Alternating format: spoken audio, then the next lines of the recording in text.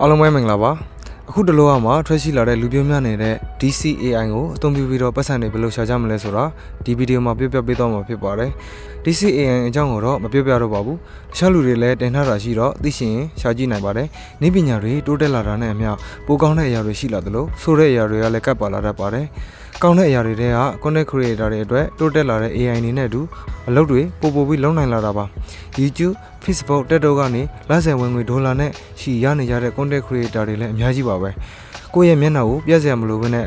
online platform တွေမှာပတ်စံရှာဖို့စဉ်းစားနေတဲ့သူတွေအတွက် content တစ်ပုဒ်ကို AI တွေအသုံးပြုပြီးတော့ဘလို့လွယ်လွယ်ကူကူဖုန်းနဲ့ပဲဘလို့ decision လုပ်ဆောင်ရမလဲဆိုတာဆက်ကြည့်လိုက်ရအောင်ဗျကျွန်တော်တို့ဖုန်းထဲမှာဒီ software ၄ခုကိုထည့်ထားဖို့လိုအပ်ပါတယ်မရှိသေးရင်မရှိသေးတဲ့ဟာတွေကိုကျွန်တော်တို့ down လိုက်ပါဒီစစ်မှာကိုယ့်ရဲ့ကိုယ် account တစ်ခုနဲ့ login ဝင်လိုက်ပါကျွန်တော်ကတော့ဝင်ပြီးသားမို့လို့ဝင်မပြတော့ပါဘူး YouTube မှာ channel တစ်ခုလုပ်ဖို့စတင်စဉ်းစားတာနဲ့အရေးကြီးဆုံးက niche ပဲဖြစ်ပါတယ်ကိုကဘယ်အကြောင်းအရာကိုစိတ်ဝင်စားလဲကိုအတန်လဲဆိုတာစဉ်းစားရပါမယ်ဟာတာဗီဒီယိုလားပုံပြင်လားတရေဇလန်းလားစသဖြင့် niche တစ်ခုကိုကျွန်တော်တို့ရွေးချယ်ရပါမယ်ဒီဗီဒီယိုမှာတော့ကြောက်စရာကောင်းတဲ့တရေဇလန်းတွေကိုပြပြတဲ့ niche ကိုကျွန်တော်ရွေးချယ်ထားပါတယ်မြန်မာနိုင်ငံမှာလည်းတရေဇလန်းတွေကလူကြိုက်များတဲ့အထက်မှာပါပါတယ်တရေဇလန်းတွေနဲ့ဒေါ်လာကိုဒေါ်လာထောင်ချီရှာနေကြတဲ့သူတွေလည်းအများကြီးပါပဲဒီဗီဒီယိုမှာတော့ channel စဖွင့်ကြတဲ့ကနေဗီဒီယို upload လုပ်ပြီးသည့်အထိတစ်ဆင့်ရှင်းဘယ်လိုလုပ်ရမလဲဆိုတာပြပြပေးသွားမှာဖြစ်ပါတယ် category အလိုက်ခွဲပြီးတော့တင်ပေးထားတာမို့လို့ကြည့်ရှင်တဲ့အပိုင်းကိုကြိုပြီးကြည့်လို့ရပါတယ်ဗီဒီယိုလုပ်ဖို့အတွက်အဆင့်5ဆင့်ရှိပြီးတော့ဗီဒီယိုတွေကို AI နဲ့ပဲတစ်ဆင့်ရှင်းဘယ်လိုလုပ်ရမလဲဆိုတာကြည့်လိုက်ကြရအောင်ဗျပထမဆုံးအဆင့်အနေနဲ့ပတ်စံရှာဖို့ကျွန်တော်တို့ YouTube channel တစ်ခုလိုအပ်ပါတယ် logo ဆွဲတာကအစ DCAI နဲ့ပဲလောက်ခိုင်းမှာမို့ DC ထဲကိုဝင်လိုက်ပါမယ်ပြီးရင်တော့The Zealand YouTube channel အတွက် Leonardo AI မှာအသုံးပြုမဲ့ prompt တစ်ခုဖန်တီးပေးပါဆိုပြီးတော့ရေးလိုက်ပါမယ်ဒါဆိုရင် channel logo အတွက်ပြုလုပ်ပေးမဲ့ prompt ကို DC ကနေစတင်ရေးပေးနေပါပြီပြီးရင်သူဖန်တီးပေးထားတဲ့ prompt စာသားကိုပို့ပြီးယူပြီးတော့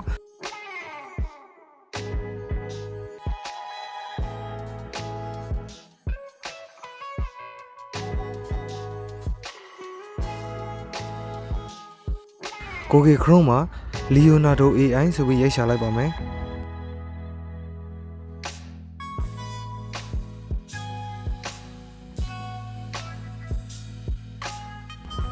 ပြီးရင် desktop site ကိုရွေးပြီးတော့ Google account တစ်ခုနဲ့ login ဝင်လိုက်ပါ guest star ကိုနှိပ်ပြီးဝင်လိုက်ပါမယ်ပြီးရင်တော့ခဏဆောင်ပါဒီလိုစာမျက်နှာလေးပို့လိုက်ရင်တော့ကျွန်တော်တို့ဓာတ်ပုံထောက်မှာဖြစ်တဲ့အတွက် image creation ကိုနှိပ်ပြီးတော့ဝင်လိုက်ပါမယ်ဒီလိုပို့လာတဲ့အခါ logo လုံးမှာဖြစ်တဲ့အတွက် model and preset မှာ font နဲ့ 1.0 ကိုရွေးပြီးတော့ဓာတ်ပုံဆိုင်မှာတော့ 1:1 ကိုရွေးလိုက်ပါမယ်ပြီးရင် copy ကူးလာတဲ့စာသားတွေကိုပတ်ရှာပြီးတော့ channel name ကိုကျွန်တော်တို့ရေးလိုက်ပါမယ်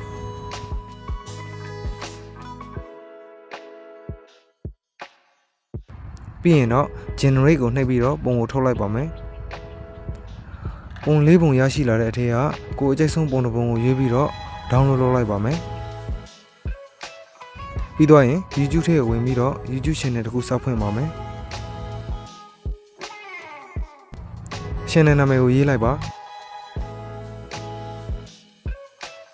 နောက်ပြီး channel logo အတွက်အစင်သင်းလောက်ထားတဲ့ပုံကိုထည့်လိုက်ပါမယ်ဒါဆိုရင်ဗီဒီယိုတင်ပြီးပတ်စံရှာလို့ရမယ့် channel တစ်ခုရလာပါပြီ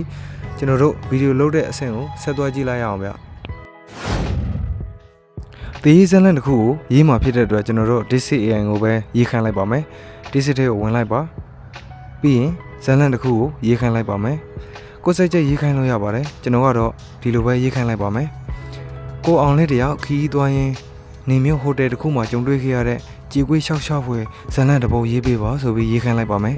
ဗီဒီယိုကြာရှင်ကိုလိုက်ပြီးစအတူရှိရေးခိုင်းဖို့အတွက်3မိနစ်လားနာရီဝက်လား9မိနစ်စာလားတနာရီစာလားဆိုတော့ကိုရေးလိုက်ပါမယ်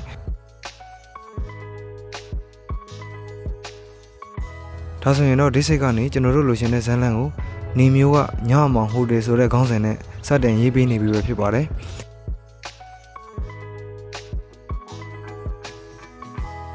ဇလန်ကိုရေးလို့ပြီးသွားတဲ့အခါမှာကျွန်တော်တို့ဒီဇလန်ကိုအတန်သွင်းတဲ့အဆင့်ကိုဆက်လက်လှုပ်ဆောင်ရမှာပဲဖြစ်ပါတယ်အတန်သွင်းတဲ့အဆင့်မှာကိုယ့်အတန်နဲ့ပဲသွင်းမလား AI ကိုပဲ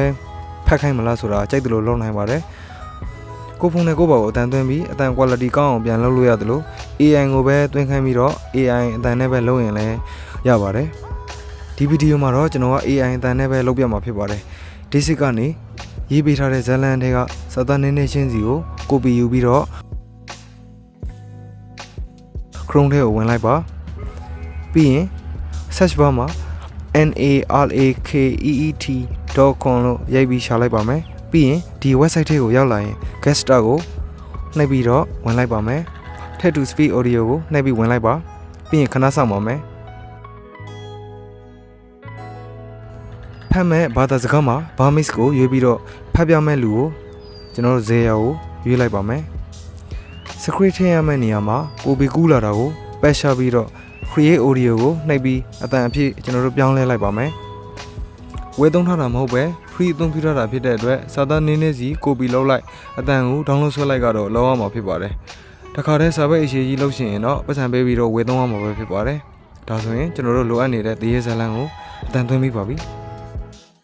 ကိုအောင်လေးဟာသူ့အလုပ်အတွက်ခီးထွက်ရမယ့်နေ့ပါနေမျိုးလေးတစ်ခုကိုတွားရမှာဖြစ်ပြီးညဘက်မှာနောက်အတန်ဖိုင်ရပြီးတဲ့အခါမှာဗီဒီယိုလုပ်တဲ့အခါမှာထဲမဲ့ဇန်ညွမ်းနဲ့လိုက်ဖက်တဲ့ပုံတွေလိုအပ်ပါတယ်ဒါကိုလည်းကျွန်တော် DCAN ကိုပဲရေးခိုင်းလိုက်ပါမယ်ဒီဇာတ်လမ်းမှာအသုံးပြုမဲ့ဓာတ်ပုံတွေအတွက် Leonardo AI မှာအသုံးပြုမဲ့ prompt 3ခု10ခုအခု20စသဖြင့်ကိုလိုရှင်လိုသလောက်ရေးခိုင်းလို့ရပါတယ်ကျွန်တော်ကတော့အစမ်းလုပ်ပြမှာဖြစ်တဲ့အတွက်3ခုပဲရေးခိုင်းလိုက်ပါမယ်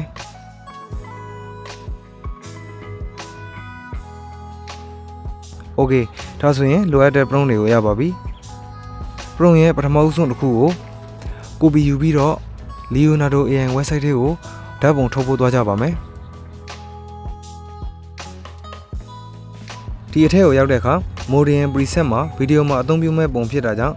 cinematic keynote ကိုကျွန်တော်တို့ရွေးလိုက်ပါမယ်ဓာတ်ပုံ ratio မှာတော့ 16 ratio 9ကိုကျွန်တော်တို့ရွေးလိုက်ပါမယ်ပြီးရင်အရင်လှုပ်ထားတဲ့စာတွေကိုဖြည့်ပြလိုက်ပြီးတော့ copy ကူးလာတဲ့ prompt ကိုကျွန်တော်တို့ပတ်ရှာပြီးတော့ generate လုပ်လိုက်ပါမယ်ခဏတော့စောင့်ရပါမယ်ဒါဆိုရင်တော့ကျွန်တော်တို့လိုချင်တဲ့ပုံတွေကို Leonardo AI ကနေထုတ်ပေးနေတာပဲဖြစ်ပါတယ်ဒီလိုပဲနောက် prompt တစ်ခုကို copy သွားယူပြီးရင်ပတ်ရှာပြီးရင်နောက်ထပ် photo တွေကိုအဆက်ဆက်ဖန်တီးလိုက်ပါအကုန်လုံးထုတ်ပြီးသွားပြီဆိုရင်တော့ဓာတ်ပုံတစ်ပုံချင်းကိုနှိပ်ပါပြီးရင်တော့အောက်ကမြှားလေးကိုနှိပ်ပြီးတော့ပုံကို download ဆွဲယူလိုက်လို့ရပါပြီโอเคဒါဆိုရင်အတန်ဖိုင်လည်းရပါပြီဓာတ်ပုံတွေလည်းရပါပြီဆိုတော့နောက်ဆုံးအဆင့်ဖြစ်တဲ့ဗီဒီယိုလုံးမဲ့အဆင့်ကိုကျွန်တော်တို့ဆက်ကြည့်လိုက်ရအောင်ဗျအဲ့ဒါပြုလုပ်မဲ့ software ကိုတော့ကျွန်တော်တို့ Ensure ကိုရွေးချယ်ထားပါတယ် Ensure တွေကိုဝင်လိုက်ပါပြီးရင်တော့ဗီဒီယိုပြုလုပ်မှာဖြစ်တဲ့အတွက်ဗီဒီယိုကိုနှိပ်လိုက်ပါပြီးရင်တော့ကျွန်တော်တို့ပြုလုပ်ထားတဲ့ဓာတ်ပုံတွေကို plus နှိပ်ပြီးတော့ခိုးလိုက်ပါမယ်ဒါဆိုရင်အဲ့ဒါလုံးမဲ့နေရာကိုရောက်လာပါပြီဗီဒီယိုမှာပုံနေတဲ့ Ensure ဆိုတဲ့စာလေးကိုချက်ချီခဲလေးကိုနှိပ်ပြီးတော့ဖျောက်ပြလို့ရပါတယ်ကြုံညာကတော့နည်းနည်းကြည့်ရပါမယ်ဓာတ်ပုံတွေထည့်ပြီးရင်တော့ကျွန်တော်တို့ပြုလုပ်ထားတဲ့အတန်ဖိုင်ကိုထည့်ရမှာပဲဖြစ်ပါတယ်ကိုအောင်လေးဟာသူ့အလုပ်အတွက်ခီးထွက်ရမယ့်နေ့ပါနေမျိုးလေးတစ်ခုကိုကျွန်တော်တို့ဓာတ်ပုံတစ်ခုနဲ့တစ်ခုကြားမှာ transition တွေထည့်ရပါမယ်အောက်ကတခြားတွေက pro version နဲ့ပဲသုံးလို့ရတာမလို့ basic ထဲကကျွန်တော်တို့ transition လေးတွေကိုပဲပုံတွေကြားထဲမှာထည့်လိုက်ပါမယ်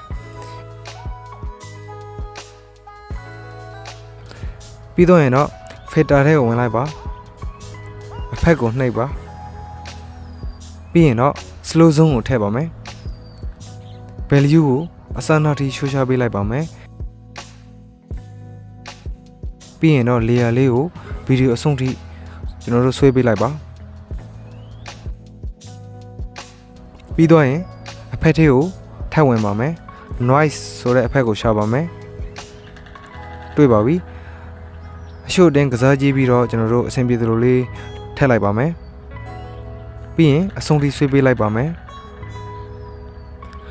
ဟုတ်ကဲ့တော်တော်ပြည့်စုံနေပါပြီနောက်ဆုံးအဆင့်အနေနဲ့ဇာတ်လမ်းရဲ့ခေါင်းစဉ်ကိုကျွန်တော်တို့ရေးလိုက်ပါမယ်ကိုအဆင်ပြေသလိုမျိုးရေးနိုင်ပါတယ်ကျွန်တော်ကတော့ဒီစစ်ကပေးထားတဲ့ခေါင်းစဉ်ကိုပဲရေးပေးလိုက်ပါမယ်ပြီးရင်စာအုပ်ဗီဒီယိုအဆုံးထိကျွန်တော်တို့ဆွဲလိုက်ပါမယ်โอเคဒါကဗီဒီယိုအစပိုင်းလောက်ကိုကျွန်တော်လုပ်ပြပေးထားတာဖြစ်ပါတယ်အဲ့ဒီနေ့ကကိုအောင်လေးဟာသူ့အလုပ်အတွက်ခီးထွက်ရမယ့်နေ့ဖြစ်ပါတယ်နေမျိုးလေးတစ်ခုကိုတွားရမှာဖြစ်ပြီးညဘက်မှာနားဖို့ဟိုတယ်တစ်ခုမှာခိတ္တရက်နားဖို့လည်းစီစဉ်ထားပါတယ် ညနေခင်းအချိန်လောက်မှာနေမျိုးလေးကိုသူရောက်ရှိလာခဲ့ပြီးဟိုတယ်ရဲ့ရှေ့မှာကားကိုရပ်လိုက်ပါတယ်ဟိုတယ်ဟာမြို့ထဲကလူသွားလူလာနေတဲ့နေရာမှာတည်ရှိပြီးအနှဲငယ်ဟောင်းနှွမ်းနေတဲ့အဆောက်အဦကြီးတစ်ခုပဲဖြစ်ပါတယ်ပြင်ပကကြည့်ရင်အတော်လေးစိတ်မသက်မသာဖြစ်စရာကောင်းပေမဲ့ကိုအောင်လေးဟာပင်ပန်းနေတာကြောင့်ဘာမှမစင်စားတော့ပဲအတွင်းကိုဝင်လိုက်တော့တဲ့အတွင်းမှာတော့လူသူကင်းမဲ့နေပြီးလျှက်စစ်မီးတွေကလည်းမိတ်တုံပဲလင်းနေတယ်အရှိကကောင်တာမှာအသက်အရွယ်တော်ကြီးနေပြီဖြစ်တဲ့လူတစ်ယောက်ထိုင်နေတာတွေ့ရတယ်သူ့မျက်နှာကဖြူဖက်ဖြူရောနဲ့ဘာမှမပြောပဲကိုအောင်လေးကိုစိုက်ကြည့်နေတယ်အခန်းနံပါတ်က404လို့သူကအော်ပြောတယ်ထူးဆန်းတာကစပွဲပေါ်ကဧည့်သည်စရင်စာအုပ်မှာသူ့နာမည်တစ်ခုပဲရှိနေတယ်ပြီးတော့ဟိုတယ်ရဲ့ပြတင်းပေါက်တွေကနေလူတွေရဲ့အရေးတွေလှုပ်ရှားနေတာကိုရုတ်တရက်သူမြင်လိုက်ရတယ် ကျွန်တော်မိတ်ဆွေများတဘောလုံးကိုအဆောက်ဆုံးကို idea ရှိရင်ရှိတယ်လို့ဖန်တီးနိုင်ပါတယ်အဆင်ပြေကြပါစေဗျာနောက်ထပ် AI နဲ့လုပ်လို့ရတဲ့နည်းလမ်းအသစ်တွေ AI ဗီဒီယိုအသစ်ဆန်းပြုလုပ်နည်းတွေကိုလည်းကျွန်တော် playlist တစ်ခုလုပ်ပြီးတော့တင်ပေးပါမယ်ကျွန်တော် channel ကိုလည်း subscribe လုပ်ပြီးတော့စောင့်ကြည့်ပေးကြပါဦးဗီဒီယိုကိုနားမလည်ရင်ထပ်ထပ်ခါခါပြန်ကြည့်ပါပြီးရင် like လုပ်ကြည့်ပါဗီဒီယိုတွေဖန်တီးပြီးတော့ပတ်စံတွေအများကြီးရှာနိုင်ကြပါစေခင်ဗျာအားလုံးကိုကျေးဇူးတင်ပါတယ်